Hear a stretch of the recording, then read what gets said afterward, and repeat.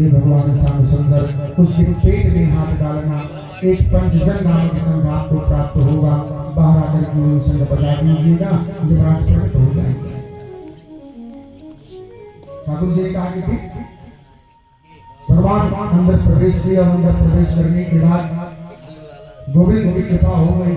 जैसे अंदर प्रवेश किया, गुफा में प्रवेश किया, शंखासुर नामक दैत्य को भगवान ने देखा, भगवान को उस दैत्य ने देखा, दोनों में भयंकर युद्ध हो गए। भगवान को लगा जब समय नष्ट हो रहा है, सुदर्शन को आदेश किया, भैया गण गण नाचता हुआ सुदर्शन आया। कहा प्रभु आदेश का इस पापात्मा जीव के शरीर को विदीर्ण कर दो। जैसे सुदर्शन आया, शरीर को विदीर्ण किया, शंखासुर की जीवन लीला समाप्त हुई। वहीं पर पहुंच करके भगवान ने उसके पेट में हाथ डाला, पंचजन नामक संघ प्राप्त हुआ। बाहर लेकर के आए, बजाना शुरू किया। भगवान ने सोचा कि बजा करके मैं क्या करूंगा, लेकर के पहुंच गए जमपुरी। जमपुरी के द्वार पर पहुंचे, भगवान ने शंकर ध्वनि किया और शंकर ध्वनि पंचजन नामक शंख जैसे यमराज के कान में पड़ा, यमराज के शरीर में कंपन आ गया। बाहर द्वार पर आकर के देखा तो भगवान श्याम सुंदर खड़े। प्रणाम किया, कहा प्रभु आप बुला लिए हो। भगवान ने कहा बुलाने की तो आवश्यकता ही नहीं था।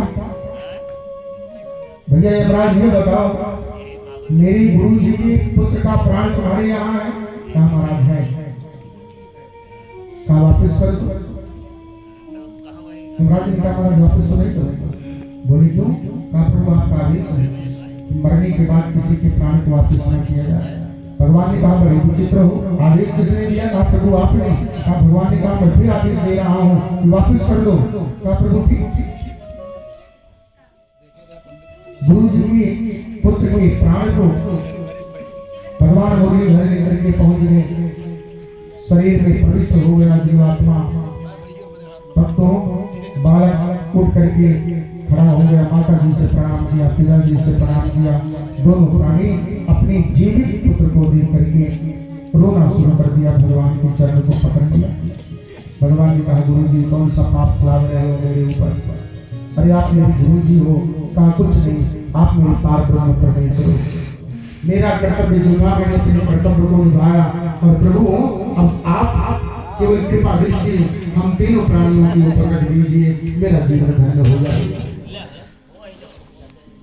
भगवान ने उन सबको आशीर्वाद दिया, उन सबके जीवन को ठाकुर जी के धन्य किया।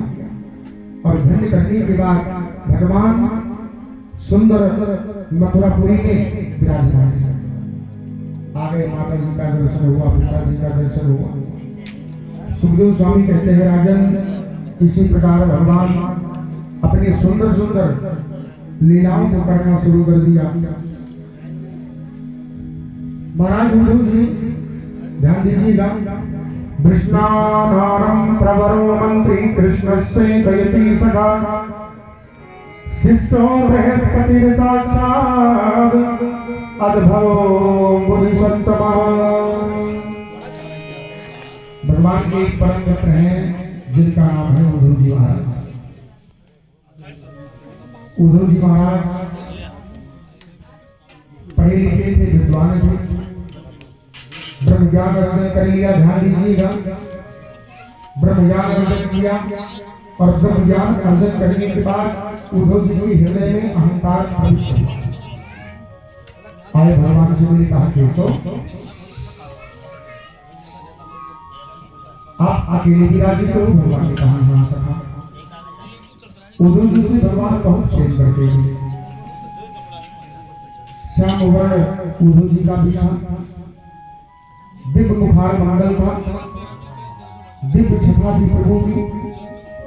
भगवान ने कहा कि उद्धव जी बहुत दिन बाद आ पाए। उद्धव जी ने कहा कि नहीं आ, मैंने ब्रह्म ज्ञान अर्जन किया है, ब्रह्म ज्ञान मैंने अर्जन किया है, मुझे बहुत ज्ञान है। भगवान को लगा कि इनके हृदय में अहंकार प्रविष्ट हुआ है, इनको मैं बता दूं कि ब्रजमंडल में ही ज्ञानी है। भगवान ने कहा कि उद्धव जी मेरी प्रबल इच्छा हो रही, कई वर्ष व्यतीत हो गए मुझे और बलभद्र जी को आए हुए। अगर आप मेरे रथ को लेकर के पीताम्बर धारण करके मेरी मोर की पंख का मुकुट धारण करके अगर आप ब्रजमंडल में जाकर के मेरी गोपियों को देखो और उनके हृदय में मेरे प्रति प्रेम और श्रद्धा है कि नहीं है, तो प्रभु जाकर के उनका दर्शन करो, जीवन हमारा भी धन्य हो जाएगा। और उद्धव जी एक निवेदन है, हमारी कुछ ग्वाल बाल वहां पर भी अर्जित हैं, हमारी सखा है कि ब्रह्म ज्ञान जो आपने अर्जन किया है ये ब्रह्म ज्ञान जाकर के उन लोगों को भी दे देना। उद्धव जी घबरा गए। उद्धव जी ने सोचा कि मैं तो पढ़ा लिखा विद्वान हूँ और ये अनपढ़ लोग जीवन भर तो बलिया चलाया है, बनकर जाकर ब्रह्म ज्ञान के बारे में इनको क्या पता, वेद के बारे में इनको क्या पता, ब्रह्म के बारे में इनको क्या पता कि ब्रह्म कौन है। और उसे उद्धव की परीक्षा लेने के लिए भगवान उद्धव जी को भेज रहे हैं। उद्धव जी को सजाया गया, सुंदर पीताम्बर धारण कराया गया, मोर की पंख का सुंदर मुकुट लगा हुआ था। आज उद्धव जी पीछे से केवल भगवान कृष्ण ही दिख रहे थे। रथ पर बैठे, वही रथ पर जिस रथ से अक्रूर जी महाराज कृष्ण और बलभद्र दोनों भाइयों को लेकर के आए थे, उद्धव जी निकल पड़े। वही पीताम्बर, वही मुकुट, वही रथ, केवल शरीर बदले हुए थे। उद्धव जी विराजमान थे। उद्धव जी महाराज जाकर के नंद भवन के सामने अपने रथ को रोका। कुछ लोगों ने देखा, जाकर के बता दिया ब्रजमंडल में, भैया जाकर के बता दिया ब्रजमंडल में, भैया जिस रथ से कृष्ण बलभद्र दोनों भाई मथुरा के लिए प्रस्थान किए थे, आज वही रथ नंद बाबा जी के द्वार पर आकर के खड़ा है। हो सकता है मैंने एक पीताम्बर भाई को भी देखा, हो सकता है कन्हैया अकेला आया हो। अब लोगों की भीड़ लग गई। उद्धव जी महाराज को केवल अंदर की तरफ मुख किए हुए थे, पीछे से गोपियों ने उद्धव जी को देखा और भगवान समझ गए थे। कहा कपटी कहीं का छरिया कहेगा, अरे वादा किया था कि आज से ठीक तीसरे दिन वापस आऊंगा। अरे कृष्ण मुझे पता था कि तुम बड़ा झूठा है।